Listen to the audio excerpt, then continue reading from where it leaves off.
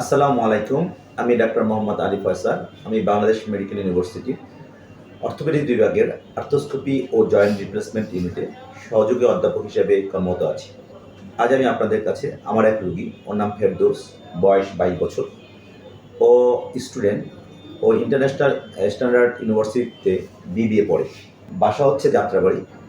ফেরদৌস 3 বছর আগে ব্যাডমিন্টন খেলতে যেয়ে ওর ডান কাঁধে আঘাত পায় এবং তখন ওর ডান কাঁধে অর্থাৎ রাইট শোল্ডার জয়েন্টে ডিসলোকেশন হয়। এরপর থেকে ও কিছু করতে গেলে বা ডিল ছুটতে গেলে বা কোনো কাজ করতে গেলে ওর ডান হাতের কাঁধের জয়েন্টটা মাঝে মাঝে ছুটে যেত। এই সমস্যা নিয়ে ও প্রায় 2 বছর ঘোরাঘুরি করছে এবং বিভিন্ন ডাক্তারের কাছে গেছে এবং ওর এই ডান কাঁধের জয়েন্টটা যে ছুটে যায় অর্থাৎ রিকারেন্ট শোল্ডার ডিসলোকেশন হয়, এর কোনো সমস্যার সমাধান হয় না। এর পরবর্তীতে 1 বছর আগে ও আমার কাছে আসে এবং আমি ওর ডান কাঁধের জয়েন্টটা আমাদের যে অর্থোপেডিক্সের যে ক্লিনিক্যাল এক্সামিনেশন থাকে সেটাকে এক্সামিনেশন করি। এর পাশাপাশি ওর হিস্ট্রি নেই। আমি প্রথমে হিস্ট্রি নেই এবং এর পাশাপাশি ওর ক্লিনিক্যাল এক্সামিনেশন করি এবং আমি আরও কনফার্ম হওয়ার জন্য ওকে আমি একটা এমআরআই দিই এবং একটা এক্সরেও দিই। আমি ওর ক্লিনিক্যাল এক্সামিনেশন এবং এক্সামিনেশন এবং হিস্ট্রি শুনে আমি বুঝতে পারি যে ওর কাঁধের জয়েন্টটা মাঝে মাঝে সরে যেত এবং এটাকে কনফার্ম করার জন্য আমি একটা এমআরআই ও এক্সরে দিই এবং এক্সরে এমআরআইয়ের মাধ্যমে আমি দেখতে পাই যে ওর ডান কাঁধের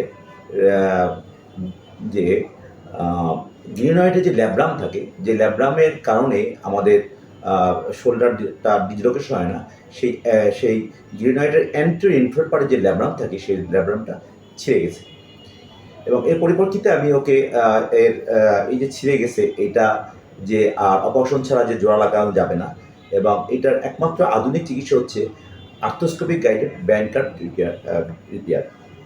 এটা আমি ওকে বুঝিয়ে দিই এবং এই যে রিকারেন্ট শোল্ডার ডিসলোকেশন হয় অর্থাৎ বারবার কাঁধের জয়েন্ট সরে যায়, এটার 2 ধরনের অপারেশন আছে। একটা হচ্ছে কেটে করা যায়, একটা হচ্ছে না কেটে করা যায়।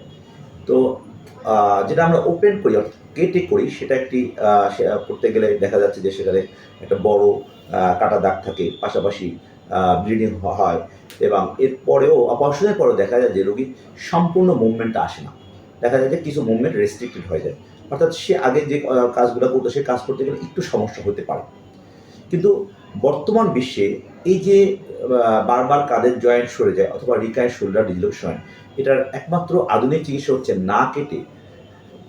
না কেটে আর্থ্রোস্কোপির মাধ্যমে অর্থাৎ ক্যামেরার মাধ্যমে বাইরে মনিটরে দেখে অপারেশন করা।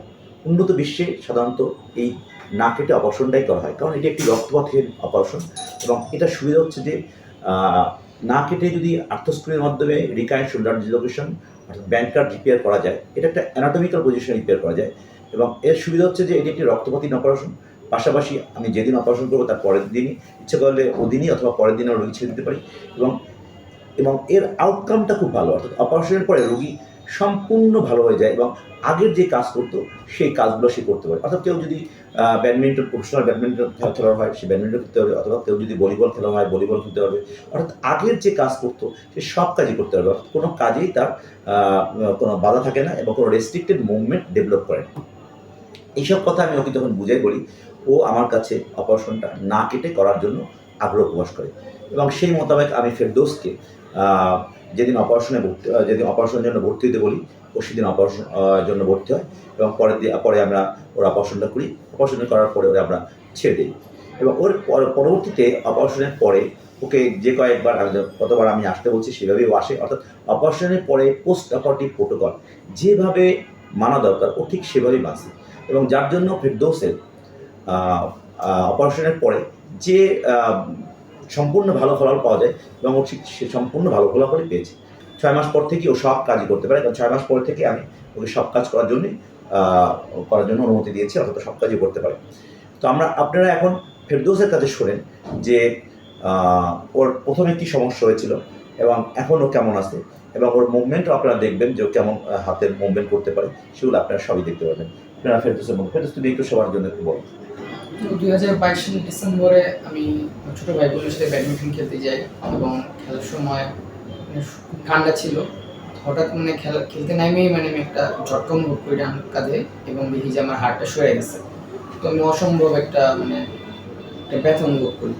তো তখন আমি নিজের হাতটা আমি নিজের জায়গায় বসাইতে পারছিলাম, কিন্তু দেখা গেছে যে আমার কিছুদিন পেইন ছিল এবং ১.৫ বছর পরে হঠাৎ একসময় আমি যখন মানে ঝুলতে নিছিলাম এক জায়গায়, পুল আপ দিতে গেছিলাম, তো তখন আমার এই হাতটা আবার ছুটে যায়।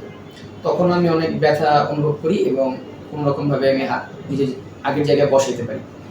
তো এর প্রায় ২ মাস পর, ২ থেকে ৩ মাস পর আমি হাত উপরে উঠেছিলাম কোনো ভর ছাড়া এবং পুনরায় আমার হাতটি সরে যায়। কিন্তু তখন আমি ব্যথা অনুভব করি, কিন্তু পুনরায় পূর্বের স্থানে নিতে পারি না। তো আমি এলাকার স্থানীয় এক হসপিটালে যাই এবং সেখানে আমার হাতটা ডাক্তার মানে বসায় দেন এবং এরপর আমি আলী ফজল স্যারের সাথে দেখা করি এবং তিনি বলে যে আমার অপারেশন দরকার এবং যদি আমি করি সম্পূর্ণভাবে সাকসেসফুলি আমি আগের সব কাজগুলো করতে পারবো ৬ মাসের মধ্যেই। এবং দেখা যায় যে আমি ৬ মাসের মধ্যে আমি পুরোপুরি সুস্থ হয়ে গেছি। আমার এবং মুভমেন্টগুলো সম্পূর্ণ আগের মতনই ইনশাআল্লাহ হয়ে গেছে। ধন্যবাদ ফেরদৌস। তো ফেরদৌসের আপনারা দেখেন হাতের মুভমেন্টে দেখেন, এখন হাত উঠে তুমি হাত উঠে দেখো তো একদম সম্পূর্ণ হাত উঠে পারবে, দেখেন একদম সম্পূর্ণ, কোনো মুভমেন্টের কোনো রেস্ট্রিকশন নেই। হ্যাঁ দেখেন একদম একদম ইন্টারন্যাশনাল সম্পূর্ণ করতে পারে। আবার করো দেখো, একদম পা হাত উঠতে পারে, পিছের দিকে নাও, একদম না এরকম একদম একদম পিছের দিকে নাও, হ্যাঁ ওই করো, আবার উপরে দিকে নাও, হ্যাঁ এখন ইন্টারন্যাশনাল করো, এবার হ্যাঁ এবার ঘুরাও, আবার ফুল ঘুরাও। এখন সম্পূর্ণ ইন্টারন্যাশনাল অর্থাৎ এক্সটেনশন সব কাজ করতে পারে, ফ্লেকশন এক্সটেনশন সব কাজও করতে পারে। আবার হাত একটু ব্যায়াম করে দেখো, ঘুরে ঘুরে দেখো হাত, হ্যাঁ ও সব কাজ করতে পারে, একদম সব কাজ। হ্যাঁ এই যে দেখেন ফেরদৌস পুশ আপ দিচ্ছে, হ্যাঁ ফেরদৌস পুশ আপ দিচ্ছে, বলে দিবা ফেরদৌস পুশ আপ দিচ্ছে, হ্যাঁ হ্যাঁ ফেরদৌস পুশ আপ দিচ্ছে, অর্থাৎ ব্যায়াম করতেছে ফেরদৌস, সব কাজ করতে পারে ইনশাআল্লাহ। দাও, হ্যাঁ দাও পুশ আপ দাও, হ্যাঁ হ্যাঁ দাও, গুড গুড গুড গুড, একদিনেও বেশি দিস না। ফেরদৌসের রিকারেন্ট শোল্ডার ডিসলোকেশনের অর্থাৎ আর্থ্রোস্কোপিক ব্যাংকার অপারেশনের পরে আমি ৬ মাস পর থেকেই ফেরদৌসকে আমি সব কাজ করতে বলছি, অর্থাৎ ও হাত দিয়ে যদি এখন ব্যাডমিন্টন খেলতে পারে ব্যাডমিন্টন খেলার পারমিশন দিয়ে দিচ্ছি, ও যদি বা ক্রিকেট খেলতে চায় ও ক্রিকেট খেলতে পারবে, অর্থাৎ ও ডান হাত দিয়ে ওর সমস্ত কাজ করার আমি দিয়েছি। ও যদি ভলিবল খেলতে চায় ভলিবল খেলতে পারবে, কোনো কাজই ওর ডান হাত দিয়ে কোনো বাধা নাই, ও সব কাজই করতে পারবে ইনশাল্লাহ। তো ধন্যবাদ আপনাদের সবাইকে এতক্ষণ আমার সাথে থাকার জন্য। আপনাদের কারো যদি শোল্ডার জয়েন্টে কোনো সমস্যা থাকে, অর্থাৎ শোল্ডার জয়েন্টে যদি রিকারেন্ট শোল্ডার ডিসলোকেশন অর্থাৎ বারবার কাঁধের জয়েন্ট যদি সরে যায়, অথবা কারো যদি কাঁধের মাংসপেশি ছিঁড়ে যায় অর্থাৎ রোটেটর কাফ টিয়ার হয়, অথবা কারো যদি ফ্রোজেন শোল্ডার হয়, অর্থাৎ অথবা কারো যদি স্ল্যাপ টিয়ার হয়, আপনারা আমার সাথে যোগাযোগ করতে পারেন।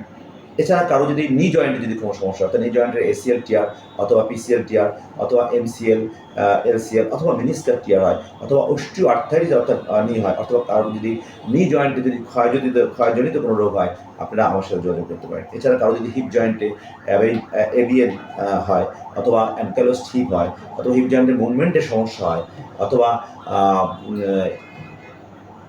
অথবা টোটাল নি রিপ্লেসমেন্ট করার প্রয়োজন হয়, টোটাল হিপ রিপ্লেসমেন্ট করার প্রয়োজন হয়, আপনারা আমার সাথে যোগাযোগ করতে পারেন। আমি ধানমন্ডি পপুলার ভবন ৬ ৪০২ নম্বর রুমে বিকাল ৫টা থেকে রাত ৮টা পর্যন্ত বসি। ধন্যবাদ সবাইকে এতক্ষণ আমার সাথে থাকার জন্য।